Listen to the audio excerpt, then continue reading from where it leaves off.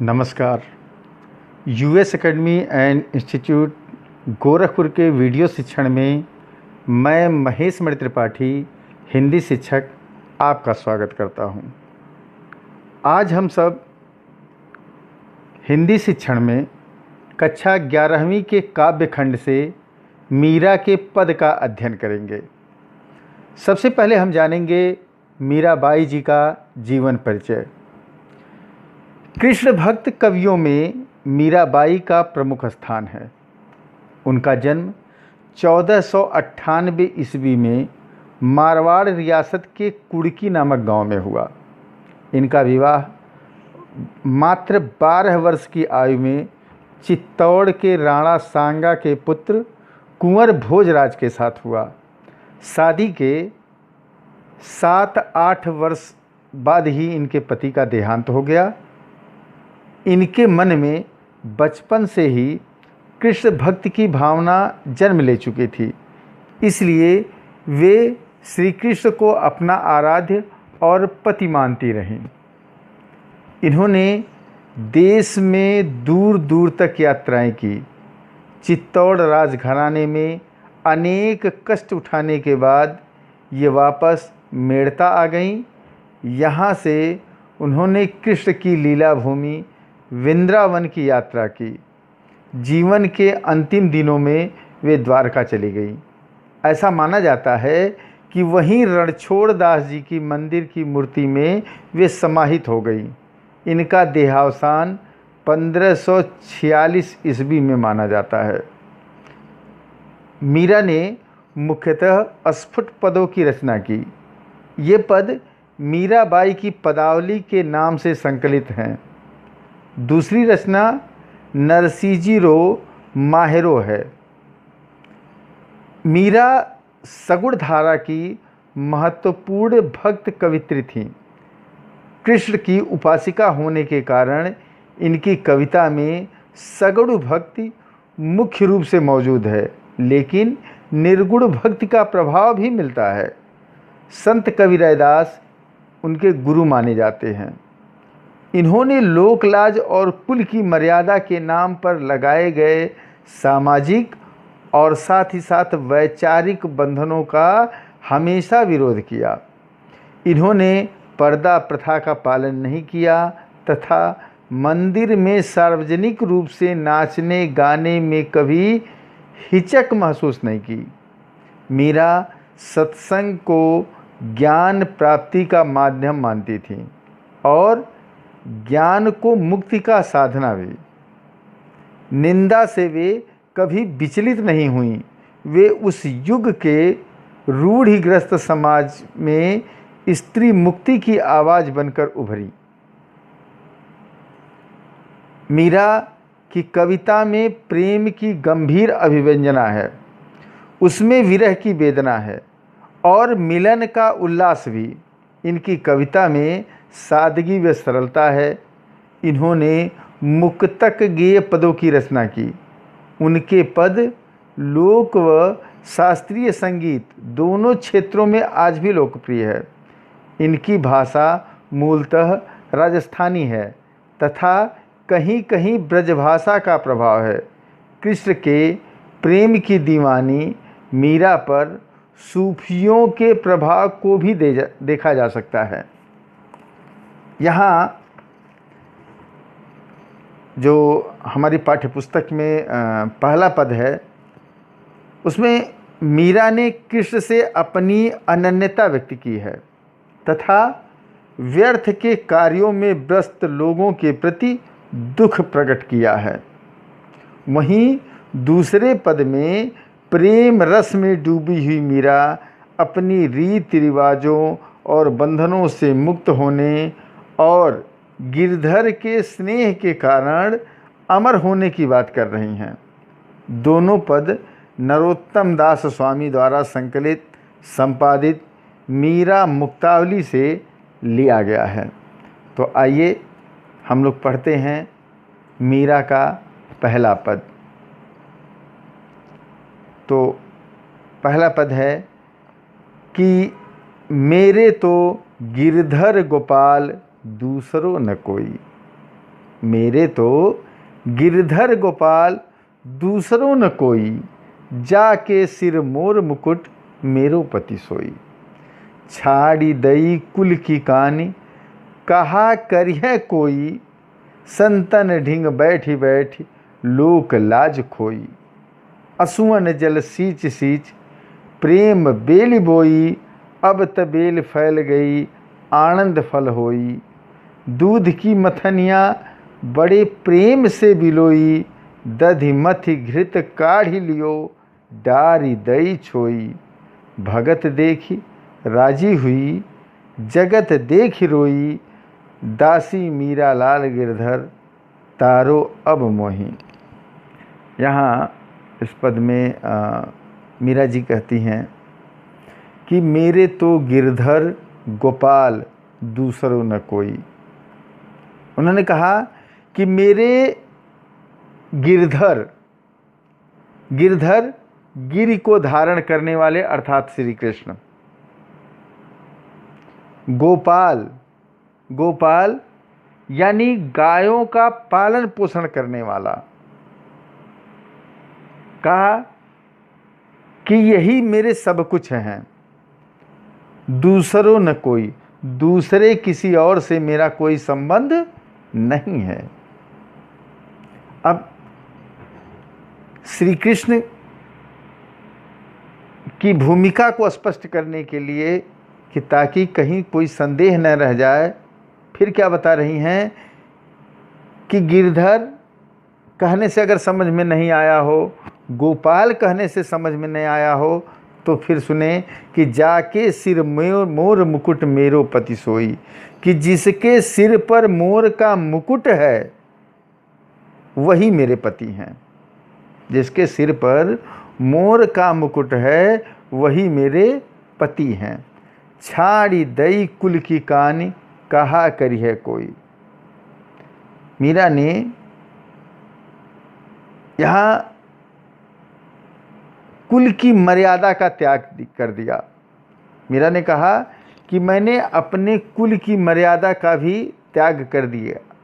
कहा करी है कोई, जिसको जो कहना है वह कहे, जिसको जो कहना है वह कहे, मुझे किसी के बात की कोई परवाह नहीं है। संतन ढिंग बैठी बैठी लोक लाज कोई, मैं संतों के पास बैठ करके ज्ञान प्राप्त करती हूँ। ठीक है, मैं संतों के पास बैठ करके क्या करती हूँ, ज्ञान प्राप्त करती हूँ, ऐसा मीरा का मानना है। और इसके साथ साथ कह रही हैं कि लोक लाज खोई, मैंने लोक लाज जो भी था उसको भी खो दिया है, समाप्त कर दिया है। कि अगर यह बात आ जाए कि लोग जानेंगे तो क्या कहेंगे, लोग सुनेंगे तो क्या कहेंगे, मैंने वो सारी चीज़ें खो दी हैं, समाप्त कर दी हैं। असुवन जल सींच सींच प्रेम बेल बोई।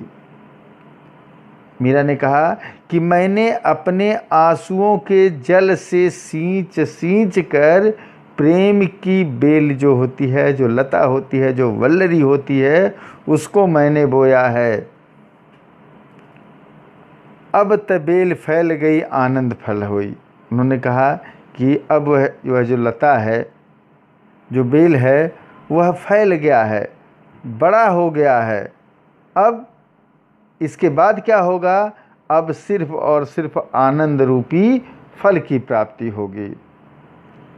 दूध की मथनियाँ बड़े प्रेम से बिलोई, दधि मथि घृत काढ़ लियो डारी दई छोई।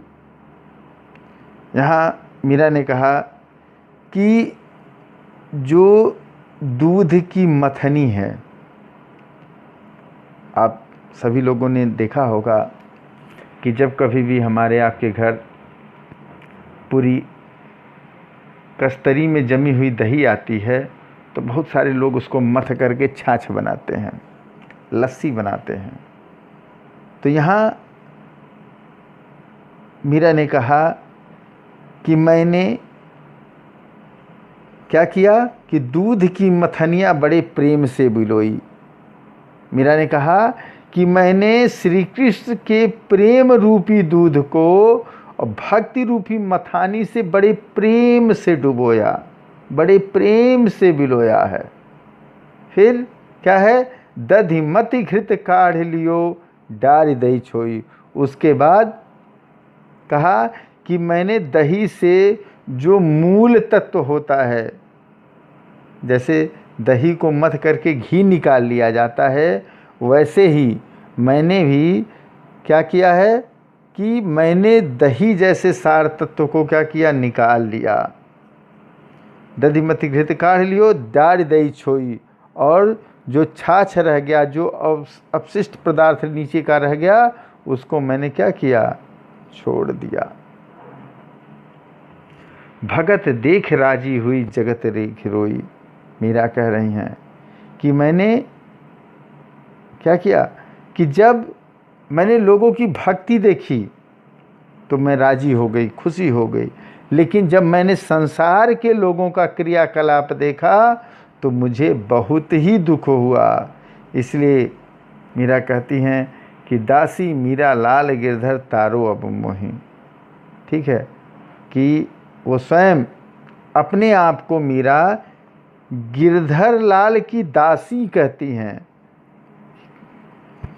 यहाँ कह रही हैं कि दासी मीरा लाल गिरधर, कि मैं स्वयं को दासी कह रही हूँ, और किसकी, गिरधर लाल की, उस लाल की जो गिर को धारण करने वाले हैं। तारो अब मोही, हे प्रभु मेरा भी प्रार्थना स्वीकार करिए और मेरा भी उद्धार करिए। आगे हम लोग पढ़ते हैं दूसरा पद। पग घुघरू बाध मीरा नाची, मैं तो मेरे नारायण सु आप ही हो गई साची।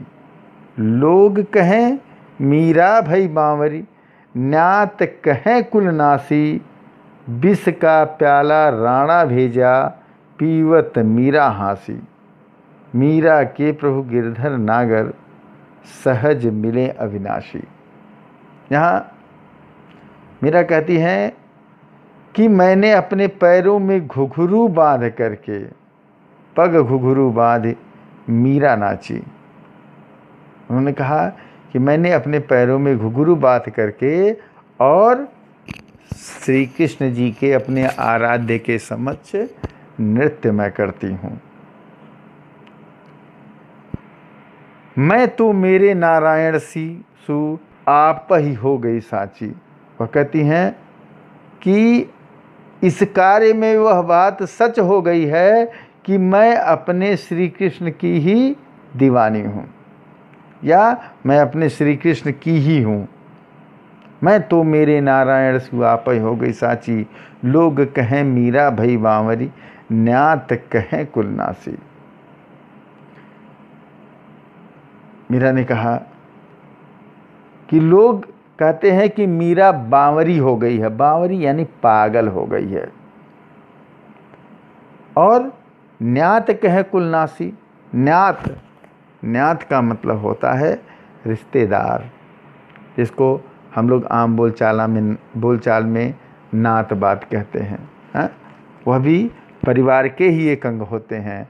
तो न्यात कहें कुलनासी, तो जो बिरादरी के लोग हैं, जो परिवार के लोग हैं, जो अपने लोग हैं, तो कहा कि लोग कहें मीरा भई बांवरी, न्यात कहें कुलनासी। तो सभी लोग जो नात हैं, जो रिश्तेदार हैं, जो संबंधी हैं, उन्होंने कहा कि अरे भाई यह तो कुल का नाश करने वाली है। विष का प्याला राणा भेजा, पीवत मीरा हासी। मीरा को मारने के लिए राणा ने विष का प्याला भेजा, और जानने के बावजूद भी मीरा ने उस प्याले को क्या किया, हंसते हंसते पी लिया। पीवत मीरा हासी, और पी करके वह हंसने लगी बेधड़क बेझिझक। लोग कहें मीरा के प्रभु गिरधर नागर, सहज मिले अविनाशी। मीरा कहती हैं कि मेरे जो प्रभु हैं, जो गिरधर नागर हैं वह कैसे मिलते हैं? वह सहज रूप से, उनका दर्शन जो होता है, उनका प्राकट्य जो होता है, वह बहुत ही सहज रूप से मिल जाते हैं, बहुत ही सुलभ रूप से मिल जाते हैं। क्यों? क्योंकि वह अविनाशी हैं, कभी विनाश नहीं होता है, वो अजर हैं और अमर हैं। आज के लिए बस इतना ही। धन्यवाद।